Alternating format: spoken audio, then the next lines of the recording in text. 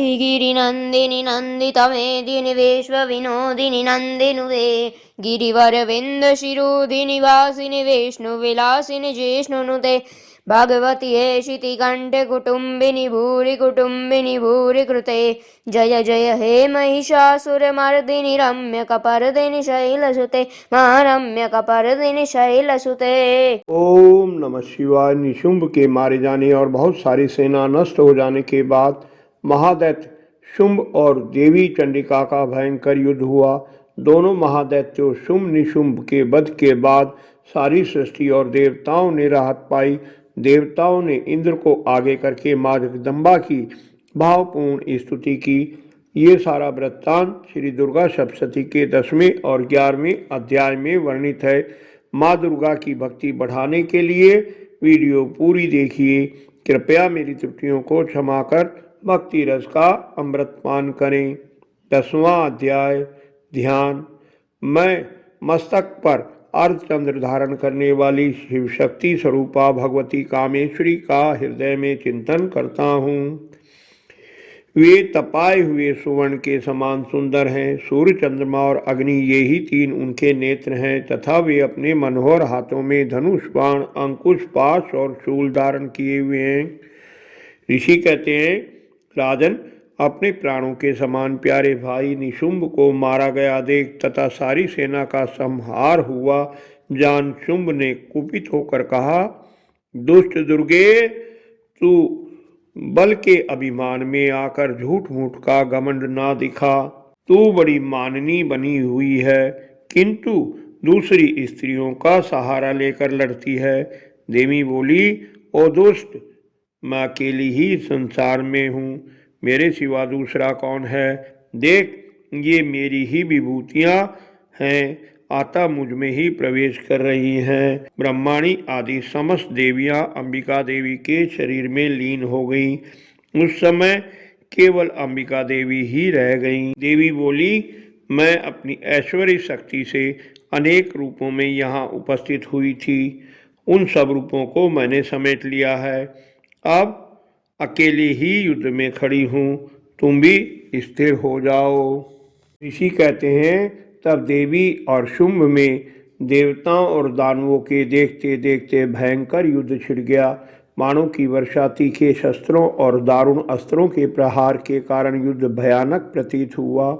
देवी के सैकड़ों दिव्य अस्त्रों को दैत्यराज शुंभ ने उनके निवारक अस्त्रों से काट डाला। इसी प्रकार शुंभ के चलाए दिव्य अस्त्रों को उन परमेश्वरी ने भयंकर हुंकार आदि शब्दों द्वारा खेल खेल में नष्ट कर डाला। तब उस असुर ने सैकड़ों बाणों से देवी को आच्छादित कर दिया। यह देख क्रोध में भरी देवी ने बाण मारकर उसका धनुष काट डाला। धनुष कट जाने पर दैत्यराज ने शक्ति हाथ में ली, किंतु देवी ने चक्र से उसके हाथ की शक्ति को भी काट गिराया। तत्पश्चात दैत्यों के स्वामी शुंभ ने 100 चांद वाली चमकती हुई ढाल और तलवार हाथ में लेकर देवी पर धावा बोला। चंडिका ने अपने तीखे बाणों द्वारा उसकी ढाल और तलवार को काट दिया। फिर उस दैत्य के घोड़े और हाथी मारे गए। अब उसने अंबिका को मारने के लिए मुगदर हाथ में लिया। उसे आता देख देवी ने तीक्ष्ण बाणों से उसका मुगदर भी काट डाला। वह असुर मुक्का तानकर बड़े वेग से देवी की ओर झपटा और देवी की छाती में मुक्का मारा। तब देवी ने भी उसकी छाती में चांटा जड़ दिया। देवी का थप्पड़ खाकर शुंभ पृथ्वी पर गिर पड़ा, किंतु सहसा पूर्ववत उठकर खड़ा हो गया। फिर वह उछला और देवी को ऊपर ले जाकर आकाश में खड़ा हो गया। तब चंडिका बिना किसी आधार के भी शुंभ के साथ युद्ध करने लगी। आकाश का वह युद्ध सिद्ध और मुनियों को भी विस्मय में डालने वाला था। अंबिका ने बहुत देर युद्ध के बाद उसे उठाकर घुमाया और पृथ्वी पर पटक दिया। पृथ्वी पर पटके जाने के बाद वह दुष्टात्मा दैत्य पुनः चंडिका का वध करने के लिए बड़े वेग से दौड़ा। तब दैत्यराज शुंभ को अपनी और आता देख देवी ने त्रिशूल से उसकी छाती छेद कर पृथ्वी पर गिरा दिया। देवी के शूल की धार से घायल होने पर उसके प्राण पखेरु उड़ गए। वह समुद्रों, द्वीपों और पर्वतों सहित सारी पृथ्वी को कंपाता हुआ भूमि पर गिर पड़ा। उस दुष्ट दैत्य के मारे जाने पर संपूर्ण जगत पूर्ण स्वस्थ एवं प्रसन्न हो गया। आकाश स्वच्छ दिखाई देने लगा और नदियां भी ठीक मार्ग से बहने लगी। उत्पात सूचक मेघ और उल्कापात शांत हो गए। संपूर्ण देवताओं का हृदय हर्ष से भर गया। गंधर्व मधुर गीत गाने और बाजे बजाने लगे। अप्सराएं नाचने लगी। सूर्य की प्रभा उत्तम हो गई और पवित्र वायु बहने लगी। संपूर्ण दिशाओं के भयंकर शब्द शांत हो गए और अग्निशाला की बुझी हुई आग अपने आप प्रज्वलित हो उठी। 11वां अध्याय। ध्यान। मैं भुवनेश्वरी देवी का ध्यान करता हूँ। उनके श्रीअंगों की आभा प्रभात काल के सूर्य के समान है। मस्तक पर चंद्रमा का मुकुट है। वे उभरे हुए स्तनों और 3 नेत्रों से युक्त हैं। उनके मुख पर मुस्कान की छटा छाई रहती है और हाथ में अंकुश पाश एवं अभय मुद्रा शोभा पाती है। ऋषि कहते हैं, देवी के द्वारा वहाँ महादैत्यपति शुंभ के मारे जाने पर इंद्र आदि देवता अग्नि को आगे करके उन कात्यायनी देवी की स्तुति करने लगे। देवता बोले, शरणागतों की पीड़ा दूर करने वाली देवी हम पर प्रसन्न हो। संपूर्ण जगत की माता प्रसन्न हो। विश्वेश्वरी विश्व की रक्षा करो। देवी तुम ही चराचर जगत की अधीश्वरी हो। तुम इस जगत का एकमात्र आधार हो, क्योंकि पृथ्वी रूप से तुम्हारी ही स्थिति है। देवी तुम्हारा पराक्रम अलंघनीय है। तुम ही जल रूप में संपूर्ण जगत को तृप्त करती हो। तुम अनंत बल संपन्न वैष्णवी शक्ति हो। इस विश्व की कारणभूता परा माया हो। देवी तुमने इस समस्त जगत को मोहित कर रखा है। तुम ही प्रसन्न होने पर मोक्ष की प्राप्ति कराती हो। देवी संपूर्ण विद्याएं तुम्हारे ही भिन्न भिन्न स्वरूप हैं। जगदम्बा, जगत में जितनी भी स्त्रियां हैं वे सब तुम्हारी ही मूर्ति हैं। जगदम्बा, एकमात्र तुमने ही इस विश्व को व्याप्त कर रखा है। तुम्हारी स्तुति क्या हो सकती है? तुम तो स्तवन करने योग्य पदार्थों से परे एवं परावाणी हो। देवी, जब तुम सर्वस्वरूप एवं सर्व स्वर्ग तथा मोक्ष प्रदान करने वाली हो, तब इसी रूप में तुम्हारी स्तुति हो गई। तुम्हारी स्तुति के लिए इससे अच्छी उक्तियाँ और क्या हो सकती हैं?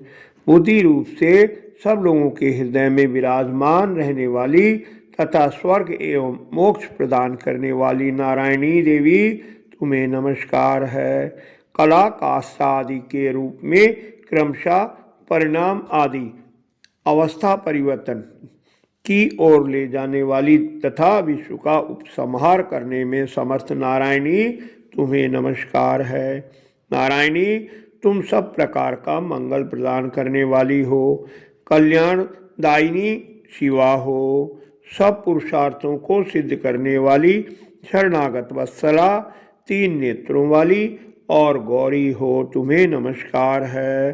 तुम सृष्टि, पालन और संहार की शांत शक्ति भूता सनातनी देवी, गुणों का आधार तथा सर्वगुणमयी हो। नारायणी, तुम्हें नमस्कार है। शरण में आए हुए दीनों एवं पीड़ितों की रक्षा में संलग्न रहने वाली तथा सबकी पीड़ा दूर करने वाली नारायणी देवी, तुम्हें नमस्कार है।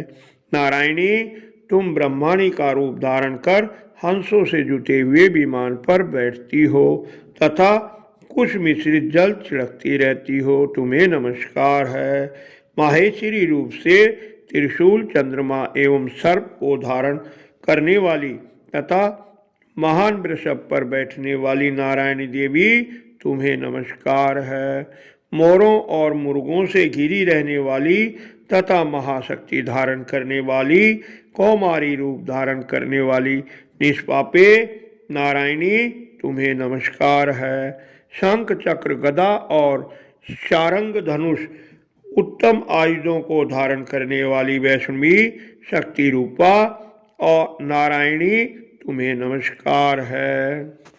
हाथ में भयानक महाचक्र लिए और दाढ़ों पर धरती को उठाए बाराही रूप धारणी कल्याणमयी नारायणी तुम्हें नमस्कार है। भयंकर नरसिंह रूप से दैत्यों के वध के लिए उद्योग करने वाली तथा त्रिभुवन की रक्षा में संलग्न रहने वाली नारायणी तुम्हें नमस्कार है। मस्तक पर किरीट और हाथ में महावज्र धारण करने वाली, सहस्त्र नेत्रों के कारण उदीप्त दिखाई देने वाली और वृत्तासुर के प्राणों का अपहरण करने वाली इंद्र शक्ति रूपा नारायणी देवी तुम्हें नमस्कार है। शिवदूती रूप से दैत्यों की महती सेना का संहार करने वाली, भयंकर रूप धारण तथा विकट गर्जना करने वाली नारायणी तुम्हें नमस्कार है। दाढ़ों के कारण विकराल मुख वाली, मुंडमाला से विभूषित मुंड मर्दनी चामुंडा रूपा नारायणी तुम्हें नमस्कार है। लक्ष्मी, लज्जा, महाविद्या, श्रद्धा, पुष्टि, स्वधा, ध्रुवा, महारात्रि तथा महाअविद्या रूप नारायणी तुम्हें नमस्कार है। मेधा, सरस्वती, बरा यानी श्रेष्ठा, भूति यानी ऐश्वर्य रूपा, बाभ्रवी भूरे रंग की अथवा पार्वती, तामसी महाकाली, नियंता संयम परायणा तथा ईशा सबकी अधीश्वरी रूपणी नारायणी तुम्हें नमस्कार है। स्वर स्वरूपा सर्वेश्वरी तथा सब प्रकार की शक्तियों से संपन्न दिव्य रूपा दुर्गे देवी सब भयों से हमारी रक्षा करो तुम्हें नमस्कार है। कात्यायनी, यह तीन लोचनों से विभूषित तुम्हारा सौम्य मुख सब प्रकार के भयों से हमारी रक्षा करे तुम्हें नमस्कार है। भद्रकाली, ज्वालाओं के कारण विकराल प्रतीत होने वाला, अत्यंत भयंकर और समस्त असुरों का संहार करने वाला तुम्हारा त्रिशूल भय से हमें बचाए तुम्हें नमस्कार है। देवी, जो अपनी ध्वनि से संपूर्ण जगत को व्याप्त करके दैत्यों के तेज नष्ट किए देता है, वह तुम्हारा घंटा हम लोगों की पापों में से उसी प्रकार रक्षा करे जैसे माता अपने पुत्रों की बुरे कर्मों से रक्षा करती हैं। चंडिके, तुम्हारे हाथों में सुशोभित खड्ग जो असुरों के रक्त और चर्बी से चर्चित है, हमारा मंगल करे हम तुम्हें नमस्कार करते हैं। देवी, तुम प्रसन्न होने पर सब रोगों को नष्ट कर देती हो और कुपित होने पर मनोवांछित सभी मनोकामनाओं का नाश कर देती हो। जो लोग तुम्हारी शरण में जा चुके हैं उन पर विपत्ति तो आती ही नहीं। तुम्हारी शरण में गए हुए मनुष्य दूसरों को शरण देने वाले हो जाते हैं। देवी अंबिके, तुमने अपने स्वरूप को अनेक भागों में विभक्त करके महादैत्यों का संहार किया है, वह सब दूसरी कौन कर सकती थी। विद्याओं में ज्ञान को प्रकाशित करने वाले शास्त्रों में तथा आदि वाक्यों यानी वेदों में तुम्हारे सिवा और किसका वर्णन है, तथा तुमको छोड़कर दूसरी कौन ऐसी शक्ति है जो इस विश्व की अज्ञान में घोर अंधकार से परिपूर्ण ममता रूपी गड्ढे में निरंतर भटका रही हो। जहाँ राक्षस, जहाँ भयंकर विष वाले सर्प, जहाँ शत्रु, जहाँ लुटेरों की सेना और जहाँ दावानल हो, वहाँ तथा समुद्र के बीच में भी साथ रहकर तुम विश्व की रक्षा करती हो। विश्वेश्वरी, तुम विश्व का पालन करती हो। विश्व रूपा हो इसलिए संपूर्ण विश्व को धारण करती हो। तुम भगवान विश्वनाथ की भी वंदनीय हो। जो लोग भक्ति पूर्वक तुम्हारे सामने मस्तक झुकाते हैं वे संपूर्ण विश्व को आश्रय देने वाले होते हैं। देवी प्रसन्न हो। जैसे इस समय असुरों का वध करके तुमने शीघ्र ही हमारी रक्षा की है, उसी प्रकार सदा हमें शत्रुओं के भय से बचाओ। संपूर्ण जगत का पाप नष्ट कर दो और उत्पात एवं पापों के फलस्वरूप प्राप्त होने वाले महामारी आदि बड़े बड़े उपद्रवों को शीघ्र दूर करो। विश्व की पीड़ा दूर करने वाली देवी, हम तुम्हारे चरणों पर पड़े हुए हैं, हम पर प्रसन्न हो। त्रिलोक निवासियों की पूजनीय परमेश्वरी, सब लोगों को वरदान दो। देवी बोली, देवताओं, मैं वर देने को तैयार हूँ। तुम्हारे मन में जिसकी इच्छा हो वह वर मांग लो। संसार के लिए उस उपकार के वर को मैं अवश्य दूंगी। देवता बोले, सर्वेश्वरी, तुम इसी प्रकार तीनों लोकों की समस्त बाधाओं को शांत करो और हमारे शत्रुओं का नाश करती रहो। देवी बोली, देवताओं, व्यवस्थ मनवंतर के 28वें युग में शुंभ निशुंभ नाम के दो अन्य महादैत्य उत्पन्न होंगे। तब मैं नंदगोप के घर में उनकी पत्नी यशोदा के गर्भ से अवतीर्ण हो विंध्याचल में जाकर रहूंगी और उक्त दोनों असुरों का नाश करूंगी। फिर अत्यंत भयंकर रूप से पृथ्वी पर अवतार ले मैं बेप्रचित नाम वाले दानवों का वध करूंगी। उन भयंकर महादैत्यों को भक्षण करते समय मेरे दांत अनार के फूल की भांति लाल हो जाएंगे। तब स्वर्ग में देवता और मृत्युलोक में मनुष्य सदा मेरी स्तुति करते हुए मुझे रक्त दंतिका कहेंगे। फिर जब पृथ्वी पर 100 वर्षों के लिए वर्षा रुक जाएगी और पानी का अभाव हो जाएगा, उस समय मुनियों के स्तवन करने पर मैं पृथ्वी पर अयोनिजा रूप में प्रकट होंगी और 100 नेत्रों से मुनियों की ओर देखूंगी। अतः मनुष्य शताक्षी इस नाम से मेरा कीर्तन करेंगे।